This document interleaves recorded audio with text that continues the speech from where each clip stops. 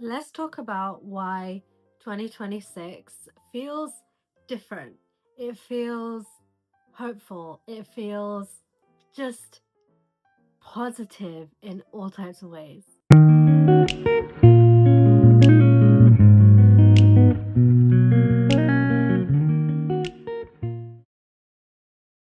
I have made a promise to myself that I am not going to say that 2026 is going to be my year. I do not want to put, as much as I'm into the manifesting, I do not want to put it into the universe that anything could go wrong either. um, but to me, I just feel like 2026 feels like the fruition stage of my transformation and my new lifestyle. One thing I would love to acknowledge with you all is that reinvention comes after disappointment, not motivation. Motivation is such a surface level way of thinking about improving your life. And so, after you have all the disappointments, all the lows, all the rock bottoms, it's the reinvention that comes. For me to become the woman that I am becoming, it is still a process. I'm still not there yet, as I've mentioned in my previous videos. It's still something that I am taking day by day, especially going into 2026. Um, but the first thing I feel like I really had to do was sit with myself and think about all the things that I wanted to improve in my life, all the things that I needed to reflect on, including settling for things that I know don't really deserve. Um, when I overgave, when I waited too long for things, when I was over patient, and how I shrank myself to fit into other people's boxes. Um, I feel like that heartbreak and the burnout and the constant disappointment forced honesty. It really forced myself to think outside of where I was currently in that situation. And I had to realize that I was surviving, not living. And girl, I'm 26. I am almost 27. Okay. I am way too young to just survive in this world. We are, if you're in your teens, if you're in your 20s, if you're in your 30s, and you're in your 40s, 50s, I still think 50s is way, way too young for you to just survive your days and not live through them, not enjoy them, not make memories, not have something to look back on that makes you smile or makes you smile in that in that moment. When you go through these past moments in your life and you really have to reflect on where you went wrong, it really forces you to admit where you abandon yourself to keep the peace. So let's talk about the promise that I had to make to myself. When you're reflecting, when you're journaling, when you're going through all the goals, where you go through your whole audit of your whole year, of your whole life, and you really pick out all the things that you believe need to be worked on, you have to make a promise to yourself. And that's where that discipline comes in. When you don't have discipline, which is backed by self love, self respect, making promises to yourself, self trust, which is a big thing I've always struggled with and always struggled with, and I feel like sometimes I still do. I feel like that is so hard knocked into my brain for me to just not trust my decisions or not trust what like the work that I'm putting in, because I've always been such an immediate gratification kind of woman, and that is something that I'm constantly working on every day to get that out of my brain and think long term instead of short term and think small steps instead of large leaps. And those big, big steps that you take often are the reason why you fail, or they're the reason that you kind of take a step back instead of taking steps forward. Um, and when you come to a point where you think, I can't keep living like this, I can't keep doing life like this, um, then what you promise yourself becomes a lot more emotional, and it becomes a lot more permanent, and it feels like something that gives you that momentum to keep trying every day, because it's not just, say, like, you want to lose weight. I'm on a weight loss journey, and I feel like now I've completely changed my mindset towards losing weight. Before, I used to struggle in the sense that I would knock myself down, or I would bully myself into it, or I had to restrict myself too much, and like the weight came back. Okay, the weight came back, which is why I'm trying to work on it again. But this time, I feel like God has given me this time to just focus on it, because I needed to do it the right way, and I needed to do it in a way that comes from self-love, and it comes from the belief that I can get to it, and I don't need to restrict myself or punish myself in so many different ways. If there's something else that you're struggling with, it doesn't have to be weight loss, weight gain, or anything like that. If you feel like God has given you a second chance to do something and do it correctly, you'll see that, because you'll kind of, like I said, you'll reflect on it, and then you can kind of see where you bully yourself when you get something wrong, and then this second chance, this faith that you have in yourself, um finally keeps you going, or it gets to your goal. You get to your goal because you finally had the faith in yourself to do it. And after the emotional stage of promising yourself, you can also get to the structural stage. I can't talk today. It's 12 a.m., guys. It's 12 a.m. You can also get to a place where it comes from practicality as well. For me, I've always been routine based. I've always had the discipline. I've lost it at times, gained it back, things like that. But because I thrive in routines, I need that kind of discipline to carry those routines forward. And then it gives you that sort of structure in your life, like if you go to bed early. I used to be a 5 a.m. person. I'm not so much at the moment, or because it's winter, and who's waking up at 5 a.m. I probably should, but I'm not, and I will get back to that again. But anyways, anything that gives you structure, anything that you feel like you can thrive in, even if you don't thrive in early mornings or the journaling, or these are all just ways of how other women deal with their lives and like can navigate through it. Obviously there's other ways of doing it, but once I had made that promise to myself, I know mentally that I have the strength to do it, because sometimes I lose that, and often quite hard to it's often quite hard to get it back. But I haven't quit, and I will never quit. This is my life now, and I am really thoroughly enjoying the process. One thing I have really figured out about myself is that whenever I go through a relationship, and that can be a romantic or a platonic one, I've always promised the world to them and not enough to me. And I feel like that's where I lose myself in those situations.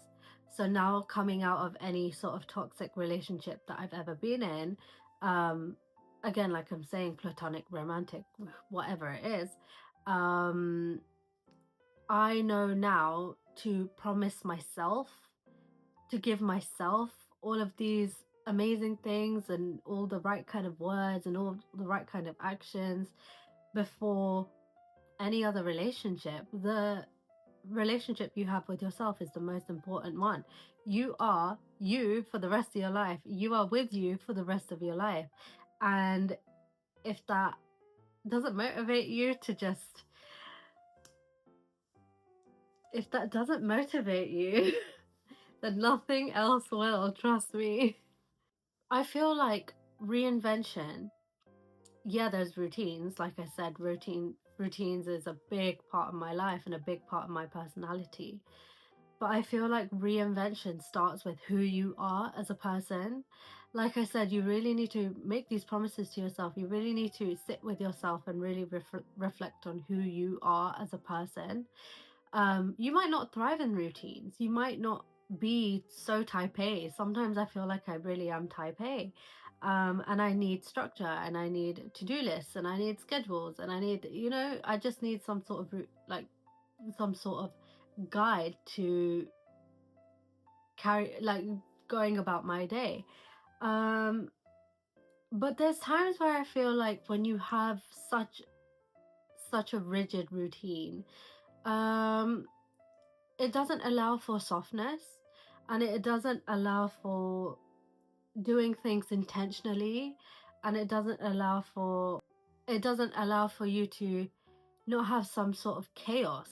I feel like could actually be a good thing here and there, because it allows you to really recognize when you need to slow down and soften and be a bit more, like, lead with your heart a bit more. And that's the balance I think really makes us women become more feminine in ourselves, be more comfortable in our femininity. The way the world is right now, we are all hustling. We're all hustling in some sort of way, whatever it is. It could be work, it could be your health, it could be your finances, whatever it is. We're hustling in some sort of way. In 2025, well, in the 21st century, all it has become now is hustle, make money, do this, do that, no. And it just becomes so overwhelming that your softness starts to disappear. And once you let go of the urgency and the desperation to get things done and just kind of let the universe just handle it for you, or let God handle it for you. I don't know if any of you are religious. I really let I've really now let the universe kind of handle things for me. Before, I used to be so stressed if something didn't go my way, or I used to freak out if I'm out of my routine or out of my, like, if there's any sense of spontaneity in my day. I just didn't like it. Um, but now I've really realized that I have to let things be controlled by the universe, especially if they're not things I can control myself. And usually, about 98% of the time, I can't. So when you choose that calm confidence, that's when the real transformation happens. I feel like us as women should start using our softness as power, and not as a negative or a weakness. When we have softness in our lives and we really thrive as women, genetically, biologically, and we have that sense of calm in our lives and we're confident in that, then things just automatically kind of go our way. But once you kind of let go, let things happen, let that softness take over, let that be our power, things kind of start to flow really nicely, and it becomes less stressful. It becomes less pressurizing on us as women to just tick things off a list all the time. Um, so what I really do now to allow softness back into my life is I really enjoy slow mornings. I really enjoy getting up, waking up that little bit earlier just so I can have a slower morning, especially if I'm like rushing off somewhere in the morning. Then I allow myself at least 2 hours to just calmly have my breakfast, do my journaling. Well, at the moment, I'm into intermittent fasting, so usually it would be breakfast, the coffee, and just allowing myself to chill before I leave the house. Um, and then also kind of self-talk. Like I said, I've been very mean to myself in the past, and I give myself a lot of negative self-talk if I don't kind of control that. Um, so along with my journaling, I really try to be kinder to myself and put less pressure on myself and just allow things to happen in the way that it needs to, and finally choosing that peace instead of the chaos. Um, in my mid 20s, I'm really realizing that I shouldn't be thriving in chaos because I'm just so used to it. Like in my early 20s, I've really been through a lot of up and downs. And in the past year or two, but I feel like over that time, I really became comfortable with chaos. I really became comfortable with not having some sort of peace in my life. And now that I do experience peace and I give myself that, sometimes it can feel a bit confusing, or sometimes it can feel a bit like you get a bit of imposter syndrome, or you get a bit like, oh, what's the catch? You know, what's like, oh, what's coming next? If something good happens, then sometimes I think to myself, okay, but what's the bad thing? You know, and I feel like over the past maybe 6, 7 months, I've really stopped doing that. And I've changed my mindset into becoming more positive, more supportive of my goals, and really believing that I'm allowed to have the things that I want, and I'm allowed to feel some sort of peace and some sort of calm. Because, yeah, I mean, it's a really sad thing because we shouldn't live like that. And I feel like a lot of women do this to themselves. And I don't know who puts us in these situations. Maybe it's the way we grow up. Maybe it's the relationships we're in, or anything like that. If any sort of trauma, I'm not sure. That it's just, I see so many women choosing the chaos because that's what they're comfortable with. And I just think in 2026, we have to stop. We have to stop doing that. So, yeah, I believe that softness is going to be a big part of our success as women, our well being in general. If we don't allow this softness into our lives, then we're going to keep working on stress, and stress is a big killer, guys. We shouldn't be living on stress. So recently I've been taking part in it's not 75 hard, but I've been doing like my own version of 75 glow up, I've called it. I don't know, it doesn't make sense. Like phonetically it doesn't make sense, but in my head it does. So as part of these 75 days, I think I'm on day 28, I think. For me, it's been a huge mindset change. I've tried to change my habits. I've tried to really improve on the way that I view food, and the way that I view myself as a person. One big part of that is letting go of the all or nothing approach that I've always had in my head.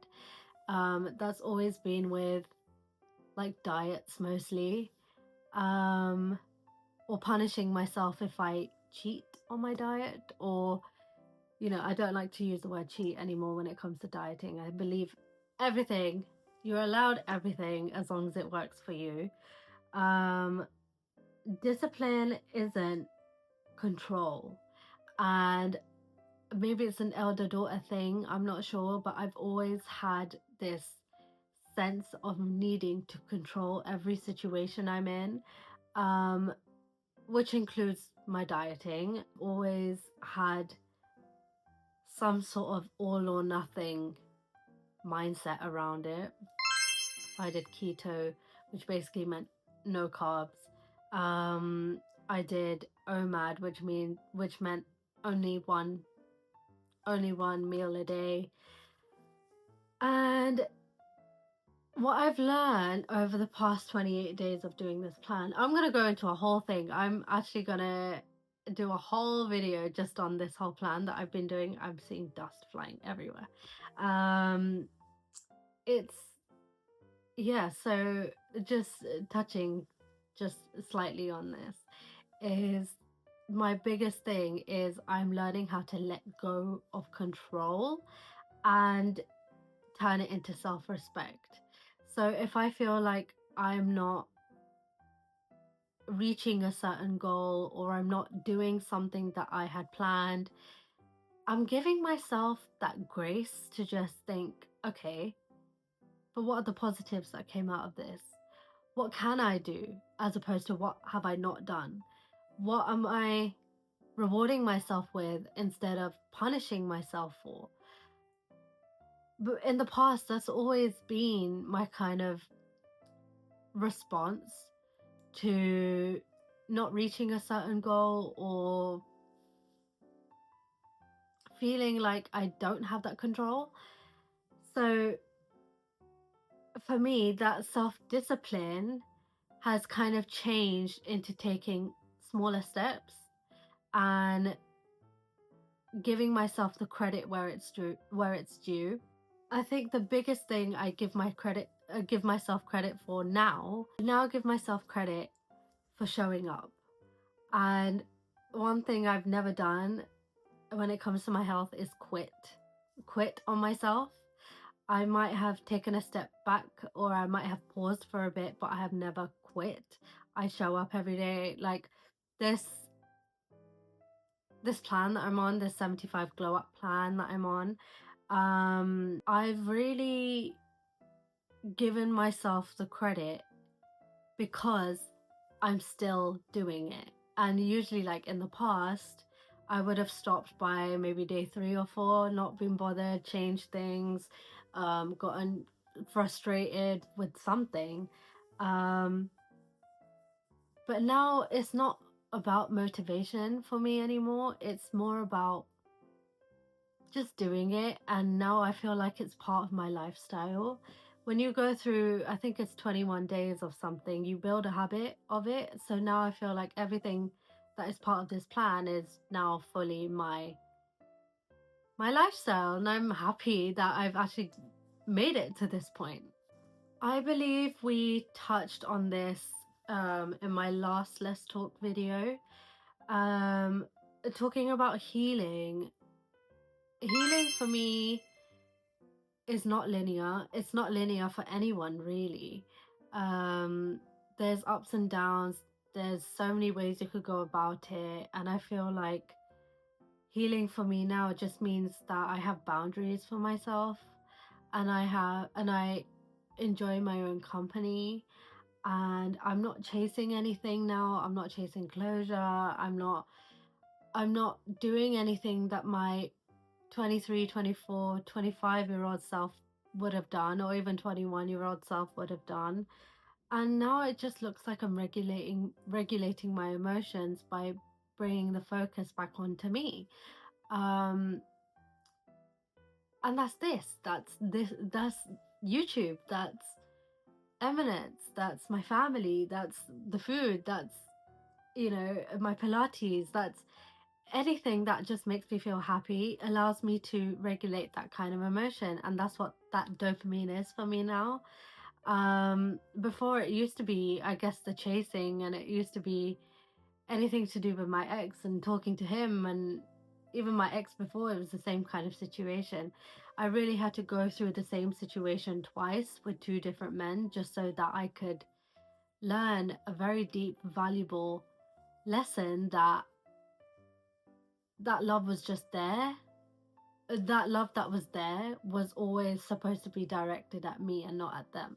I feel like this year has redefined what confidence actually looks like. Before, I had the whole mindset of confidence looks like fake it until you make it.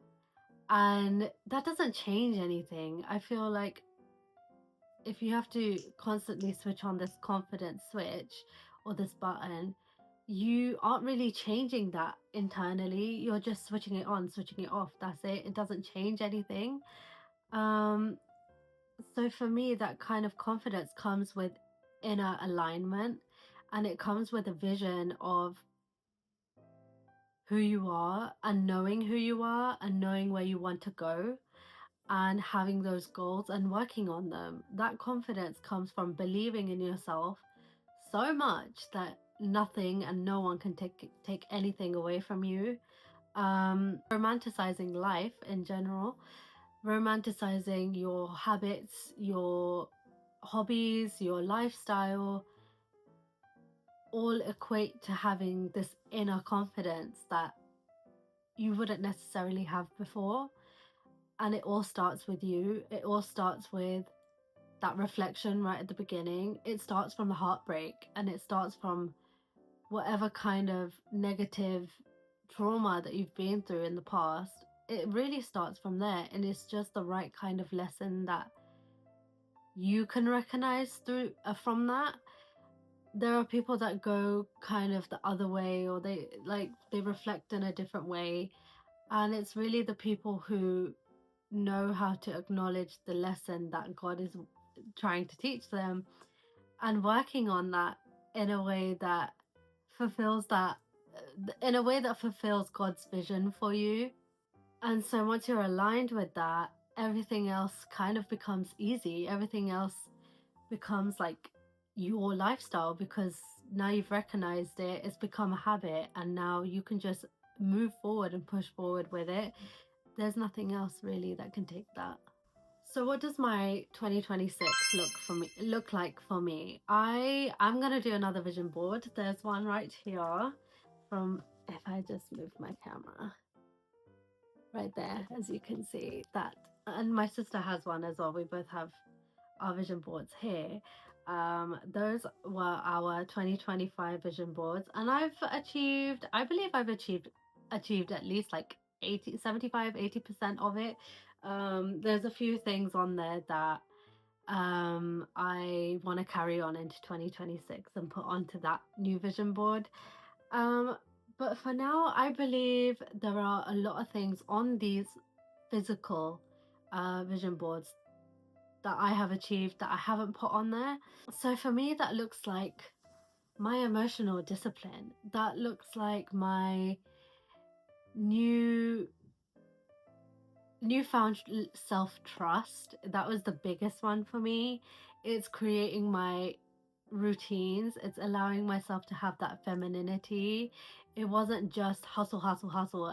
I don't know. It's just different. There's so much that I would change about this vision board. A lot of it is to do with having discipline, but I don't think I knew what that kind of discipline meant this time last year.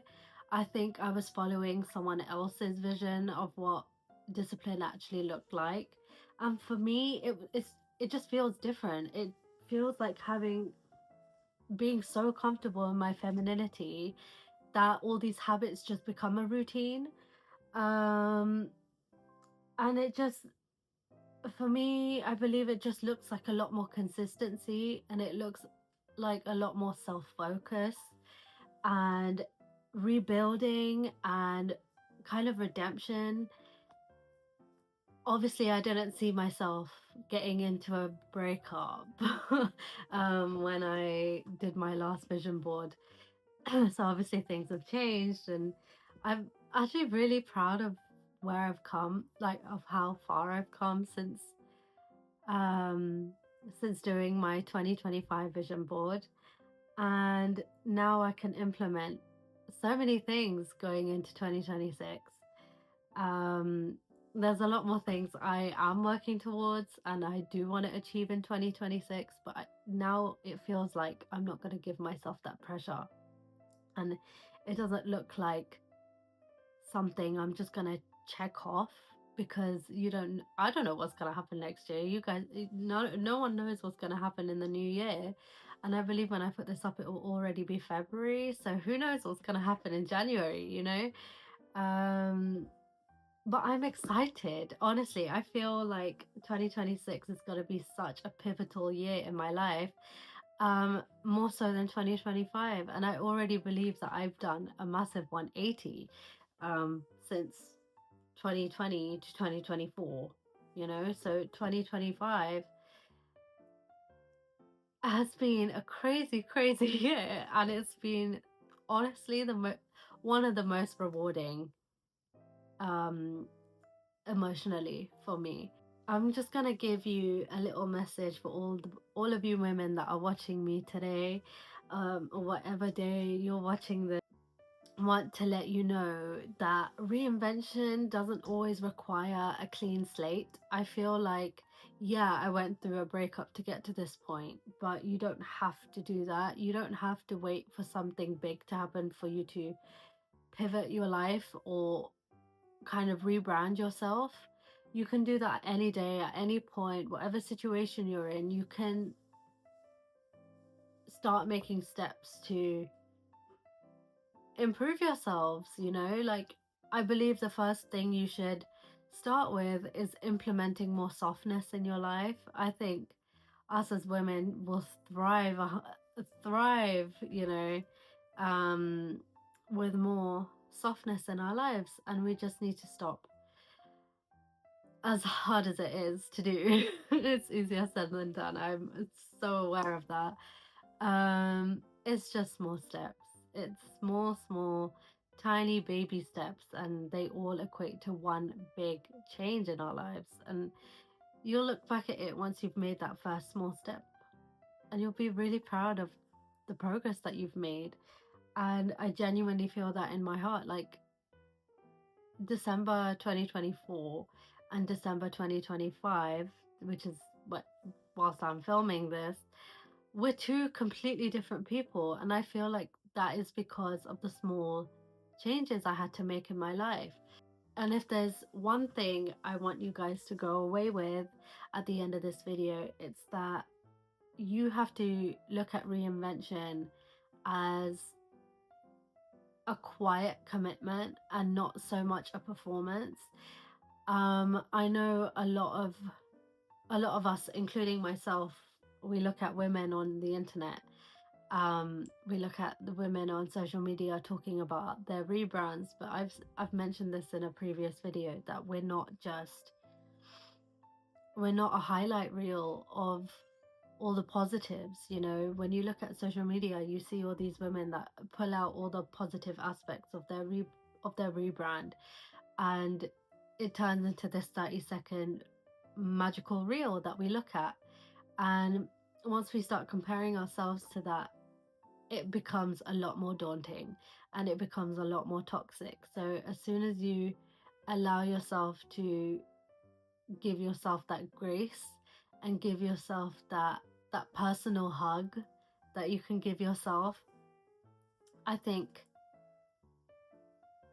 yeah, I think things will just change for us. You know, we don't have to keep going through these toxic cycles. And once we make that commitment and the promise to ourselves to change things as much as we can, like I said, obviously not everything is in our control, but once we can start to do these small changes, I think we'll be a lot happier as people. So I want to thank you for being part of this video with me. I hope a lot of what I said makes sense, and I hope that I didn't waffle too much. I'm pretty sure I did. But yeah, make sure to come back next Sunday where we'll have um, another insightful video for you to watch. And yeah, if you haven't seen me before, my name's Manny, and yeah, I'll be here every Sunday with a new video. So I'll see you next week. Bye.